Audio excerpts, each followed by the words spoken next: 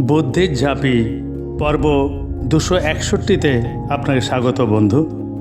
এখানে 3টে ঘরে 3টে ছবি আছে এবং একটা ঘর ফাঁকা আছে। 1, 2, 3 পরপর 3টে ছবি থেকে একটা করে অক্ষর নিয়ে একটা অর্থপূর্ণ শব্দ বানাতে হবে, যেটা বসবে চতুর্থ ঘরটায়, যা আপনি নিশ্চয়ই পারবেন। আপনি ভাবার জন্যে 20 সেকেন্ড সময় পাবেন। তারপর আপনি আপনার উত্তর কমেন্ট বক্সে লিখে দিন। আপনার সময় শুরু হচ্ছে এখন।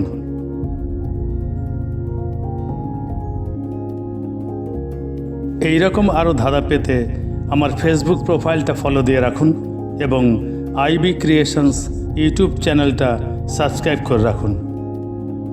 এই পর্বের সঠিক উত্তর আগামী পর্বে জানিয়ে দেওয়া হবে। সময় শেষ। পর্ব 260-এর উত্তর ময়দা। পরবর্তী ধাঁধার আসর বুদ্ধির ঝাঁপিতে আপনার সঙ্গে আবার দেখা হবে। ভালো থাকবেন। ধন্যবাদ।